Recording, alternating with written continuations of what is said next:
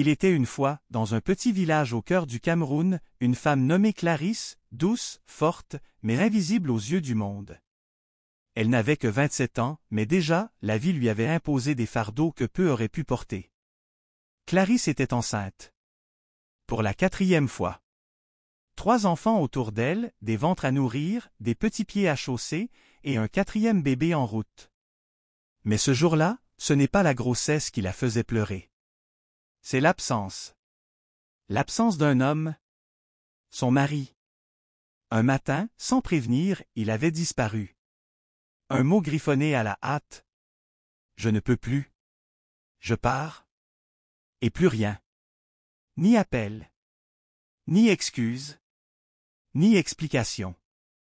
Clarisse, seule, face à la honte, au dégoût des voisins, au regard plein de pitié qu'on jette à celle qu'on croit abandonnée parce qu'indigne. Elle n'avait pas fait d'erreur. Elle avait tout donné. Et pourtant, elle se retrouvait là, dans une petite maison en tôle, les yeux rouges d'avoir trop pleuré, les poches vides, les enfants affamés. Mais Clarisse ne s'est pas laissée abattre. Le lendemain, avant même le lever du soleil, elle s'est levée. Elle a attaché son pagne, mis un foulard sur ses cheveux et pris une vieille casserole. Elle est allée au marché, a emprunté un peu de riz, un peu d'huile. Elle a commencé à cuisiner dans la rue. Sur un petit feu de bois. Juste devant chez elle. Riz chaud. Boulettes de poisson. Tout chaud, tout frais.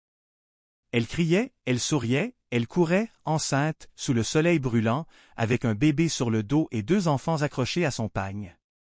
Ses mains brûlées par la chaleur, ses jambes gonflées par la fatigue, son cœur serré par la douleur de l'humiliation. Mais elle a tenu bon. Les jours sont devenus des semaines. Les semaines des mois. Clarisse s'est fait un petit nom. Les gens disaient « Va manger chez la dame forte là. Celle qui cuisine avec son cœur. » Et c'était vrai. Clarisse ne faisait pas que vendre de la nourriture. Elle offrait de l'espoir. Elle nourrissait les ventres, mais surtout les âmes. Elle parlait doucement aux enfants pauvres du quartier, elle offrait parfois une portion gratuite à une vieille dame ou à un orphelin. Et c'est un jour comme les autres que tout a basculé. Un homme, dans une grosse voiture noire, s'est arrêté devant son stand. Costard blanc, lunettes sombres. Il ne parlait pas beaucoup. Il a pris un plat. À manger. Lentement. Puis il a sorti un billet de 10 000 francs. « Madame, c'est vous qui avez cuisiné ça ?» Clarisse, fatiguée mais digne, a hoché la tête. « Oui, monsieur. C'est pas grand-chose, mais c'est propre et bon. » L'homme est resté silencieux. Puis il est revenu. Le lendemain. Et le jour d'après. Toujours à la même heure. Toujours seul. Les voisins ont commencé à murmurer. Qui est cet homme? Un riche? Un politicien? Un mafieux? Mais Clarisse s'en fichait. Elle vendait. Elle survivait. C'est tout. Jusqu'au jour où il a dit. Je veux te parler. Pas ici. Monte dans la voiture. Je ne te veux aucun mal. C'est sérieux. Clarisse a hésité. Elle a regardé ses enfants. Son ventre rond. Sa vieille casserole. Et son cœur a battu plus fort que jamais. Peu importe combien de fois la vie te laisse tomber, ce qui compte, c'est combien de fois tu te relèves avec dignité. Clarisse n'a pas attendu un sauveur. Elle est devenue son propre miracle. Et parfois, c'est quand tu ne cherches plus rien, que le destin frappe à ta porte. Clarisse hésitait. Elle tenait encore sa cuillère en bois dans une main et le billet de 500 francs dans l'autre, lorsqu'elle a regardé cette portière ouverte devant elle. Une voiture de luxe, climatisée, silencieuse, bien loin de sa réalité. « Madame, je ne plaisante pas, dit l'homme d'un ton calme. Vous méritez mieux que ça. Laissez-moi vous le prouver. » Les voisins s'étaient arrêtés de marcher. Tout le monde regardait. Les jaloux chuchotaient déjà. Elle va tomber dans un piège. Elle va tout perdre. Mais Clarisse a choisi de suivre son instinct, celui qui lui avait toujours dit de ne pas baisser les bras. Elle a confié ses enfants à la voisine d'à côté, une vendeuse de beignets gentille mais toujours curieuse. Puis, avec les jambes tremblantes et le cœur qui battait comme un tambour, elle est montée dans la voiture. Le trajet a duré à peine 20 minutes. Mais pour Clarisse, chaque seconde était un combat intérieur. Et si c'était un piège? Un trafic? Une arnaque? Mais l'homme ne parlait pas. Il conduisait, concentré. À la radio, une douce musique jazzy remplissait le silence. Quand ils sont arrivés, Clarisse a cru rêver. Un portail immense. Un jardin digne d'un hôtel. Une maison à 3 étages, peinte en blanc ivoire. Des fontaines, des fleurs, et une odeur de propre qui lui a donné presque envie de pleurer. « Bienvenue chez moi » dit-il simplement. Clarisse n'osait même pas poser le pied sur le tapis de l'entrée. « Je m'appelle Adrien Monsieur Ngomo » poursuivit-il. « Je suis chef d'entreprise, je possède plusieurs restaurants à Douala et Yaoundé. Mais je suis né ici, dans ce village. Et c'est la première fois que je goûte un plat de riz comme le vôtre. » Clarisse le regardait, muette. Son cerveau refusait de comprendre. Elle n'avait jamais entendu parler de lui. Un milliardaire, ici? Dans son coin de poussière et de misère?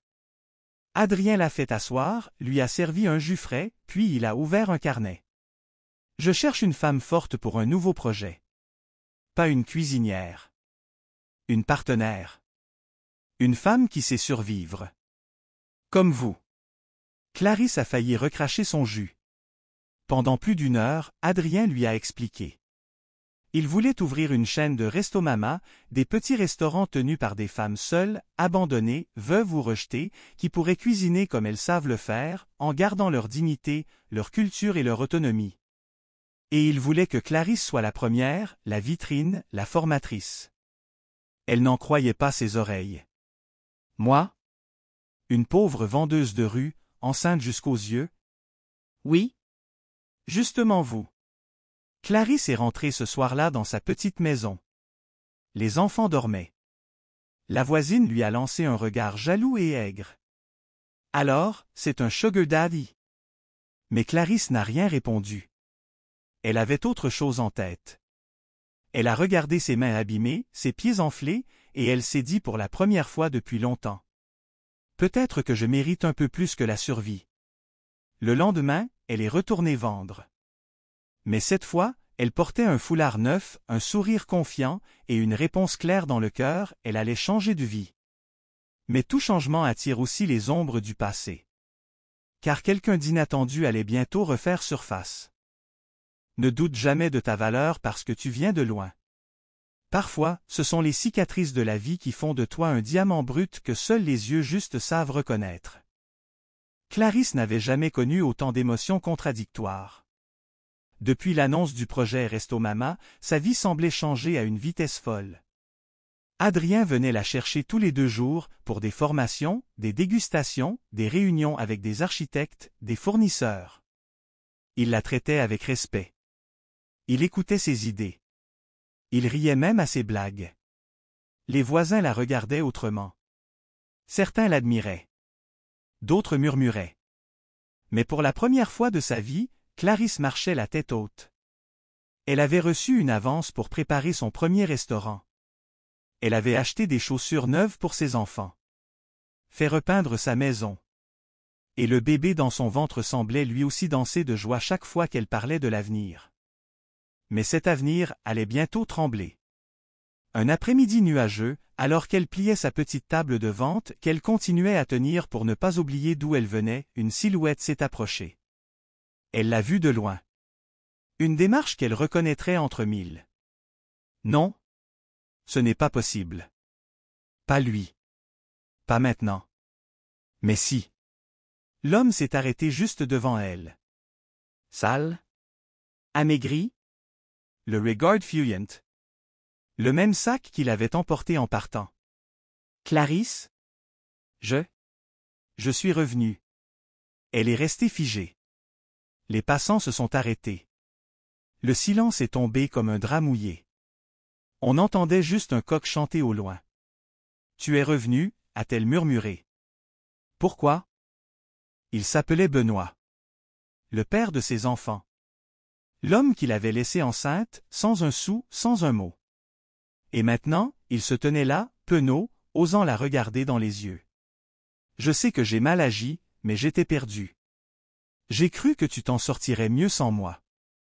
Je n'étais qu'un poids mort. Tu étais mon mari, pas un poids, répondit-elle, la voix tremblante. Mais tu es parti. Tu nous as laissés mourir à petit feu. Clarisse aurait pu hurler. Le gifler. Le chasser. Mais elle ne l'a pas fait. Elle l'a regardé longtemps, puis elle a dit calmement. Tu tombes bien. Je vais ouvrir un restaurant. Benoît a cligné des yeux. Un quoi?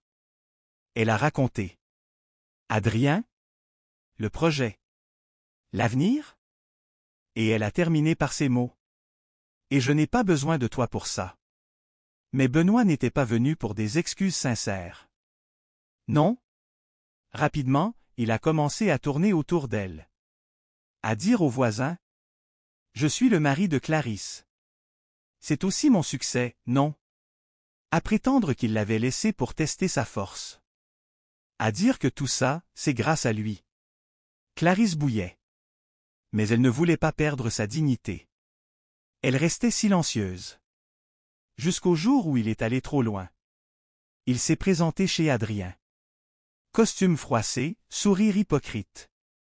Je suis le mari de Clarisse. J'aimerais qu'on discute, entre hommes. Mais Adrien n'était pas dupe. Il a tout de suite vu clair. Clarisse est libre. Elle ne m'appartient pas. Et encore moins à toi. Benoît, vexé, a hurlé. Traiter Adrien de haut voleur de femmes, Clarisse de traîtresse. Et il a juré devant tout le monde. Je vais tout détruire. Ce projet. Cette mascarade. Elle va revenir vers moi, tôt ou tard. Mais il avait oublié une chose, Clarisse n'était plus la femme qu'il avait abandonnée. Les fantômes du passé reviennent souvent quand ton futur commence à briller. Mais n'oublie jamais, tu n'es plus celle ou celui que tu étais quand ils sont partis. Clarisse ne dormait plus. Chaque nuit, elle ouvrait les yeux en sursaut, le cœur battant, les pensées en feu. Benoît? Encore lui. Toujours lui. Depuis son retour, il rôdait autour de la maison. Il guettait ses allées et venues. Parfois, il frappait à la porte. Parfois, il hurlait son nom dans la rue, ivre de colère ou ivre tout court. Il menaçait, insinuait, exigeait. Tu es ma femme, Clarisse. Tu m'appartiens. Ces mots la faisaient frissonner d'horreur. Elle ne lui appartenait plus. Elle ne lui avait jamais appartenu. Mais maintenant, il était partout. Comme une ombre qui refusait de s'effacer. Un soir, alors qu'elle rentrait tard d'une réunion avec Adrien et les partenaires du projet, Clarisse a trouvé sa porte fracassée. La serrure cassée.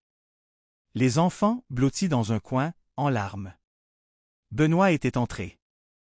Il avait tout saccagé. Des ustensiles brisés. Des habits déchirés. Et sur le mur, un mot écrit au charbon. Sans moi, tu n'es rien. Ce fut la goutte de trop. Clarisse a appelé la police. Pour la première fois, elle a parlé. Elle a raconté les violences passées, les humiliations, l'abandon, le harcèlement depuis son retour. Et ce soir-là, elle a dit non. Non à la peur. Non au silence. Non à la honte. Benoît a été arrêté. Mais ce n'était pas la fin de l'histoire. C'était le début d'un procès. Le village tout entier s'est enflammé. Certains la soutenaient. Elle est courageuse. Elle nous représente toutes. D'autres la condamnaient. C'est son mari, après tout. Elle veut juste l'humilier. Même dans la salle du tribunal, on entendait les murmures, les soupirs, les jugements. Mais Clarisse, debout dans son pagne propre et sa chemise blanche, a raconté son histoire. Avec des larmes. Avec des tremblements. Mais aussi avec une force que personne ne lui connaissait. Je n'ai pas trahi. J'ai survécu. Et maintenant je veux vivre. Adrien était là. Dans le public. Silencieux, mais solide. Il ne lui tenait pas la main. Il ne pleurait pas. Il respectait son combat. Parce que cette bataille, c'était la sienne. Le juge a rendu sa décision, Benoît devait rester loin d'elle et de ses enfants. Il avait perdu tout droit sur eux. Clarisse est sortie du tribunal sous les caméras d'une petite télé locale. Et là, elle a dit cette phrase que tout le pays allait retenir. Ce n'est pas parce que tu m'as fabriqué un enfant que tu as fabriqué ma vie. À partir de ce jour, les choses ont changé. Clarisse est devenue un symbole. Les gens venaient de loin pour manger dans son petit stand, devenu trop petit pour la foule. Le premier restaurant Resto Mama a ouvert ses portes dans le quartier. En grand, avec des couleurs chaudes, des photos de femmes en pagne et une plaque dorée à l'entrée. Fondé par Clarisse, femme libre. Mais ce que personne ne savait, c'est qu'un choix déchirant l'attendait encore. Adrien, depuis quelque temps, s'était rapproché d'elle. Pas avec insistance. Pas avec promesse. Mais avec douceur. Il jouait avec ses enfants. Il posait la main sur son ventre avec tendresse. Il l'écoutait comme on écoute une reine. Un jour, il lui a dit « Tu es libre maintenant. Tu peux vivre seul. Ou avec moi. Mais je te laisse le choix. Je veux t'aimer, pas te sauver. » Clarisse est restée silencieuse. Le soleil se couchait derrière elle. Les enfants couraient dans la cour. Elle a regardé le ciel et elle a su ce qu'elle devait faire. Parfois, se libérer de son passé demande plus de courage que de survivre à la douleur. Mais affronter l'injustice, c'est ouvrir la porte à un avenir que personne ne peut te voler. Le ciel était clair ce matin-là. Une lumière douce entrait par la fenêtre du nouveau restaurant, baignant la salle de reflets dorés. Clarisse était debout devant le miroir des toilettes, ajustant son pagne coloré et sa chemise brodée. Aujourd'hui, c'était l'inauguration officielle de Resto Mama 1. Des journalistes étaient attendus. Des femmes venues d'autres villes allaient signer pour lancer leur propre restaurant. Et dans son ventre, le bébé, presque à terme, bougeait doucement comme s'il sentait que sa mère était à l'aube d'une nouvelle ère. Clarisse souriait. Un sourire calme. Pas de triomphe. Pas de vengeance. Un sourire de paix. Mais dehors, quelqu'un l'observait. Benoît? Depuis sa sortie provisoire, il n'avait plus osé s'approcher. Mais aujourd'hui, il était là. De loin. Caché derrière un mur. Les vêtements sales, le regard vide. Il avait tout perdu. Sa famille. Son autorité. Sa fierté. Il l'observait, cette femme qu'il avait abandonnée, rabaissée, méprisée.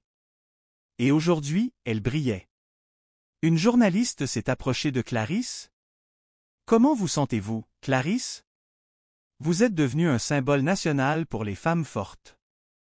Que diriez-vous à votre ancien mari s'il vous regardait? » Elle a tourné la tête. Elle a réfléchi un instant. Puis elle a dit, calmement, qu'il a raté l'occasion de connaître la vraie richesse. Pas celle de l'argent, mais celle d'avoir une femme debout à ses côtés. À cet instant, Benoît a baissé les yeux. Pour la première fois, il a pleuré. Pas de colère. Pas de honte. Des larmes de vérité. Il comprenait enfin. Mais il était trop tard.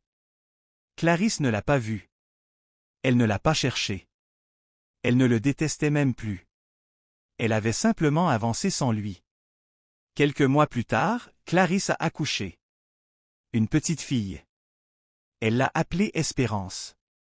Comme pour dire au monde, malgré tout, l'espoir renaît toujours. Adrien était là, bien sûr. Il n'avait pas précipité les choses.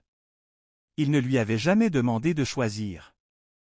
Mais Clarisse, après l'accouchement, l'a regardé droit dans les yeux et lui a dit « Je suis prête. Pas parce que j'ai besoin d'un homme, mais parce que j'ai envie de partager ma vie avec un homme bon. » Ils se sont mariés, en toute simplicité. Une cérémonie modeste, mais belle. Les enfants riaient. Le village chantait. Et même ceux qui l'avaient autrefois critiqué, applaudissaient maintenant debout. Aujourd'hui, Clarisse gère cet restaurant dans tout le pays. Elle forme des dizaines de femmes. Elle a lancé une fondation pour les mères abandonnées. Et chaque année, elle raconte son histoire dans des écoles, des églises, des plateaux TV. Et elle conclut toujours avec cette phrase. Je ne suis pas une victime. Je suis une preuve vivante que quand on ne te tend pas la main, tu peux apprendre à voler. On peut t'abandonner. Te trahir. T'humilier. Mais tant que tu ne trahis pas toi-même, tu peux reconstruire un empire à partir des cendres. Tu n'es pas ce qu'on t'a fait.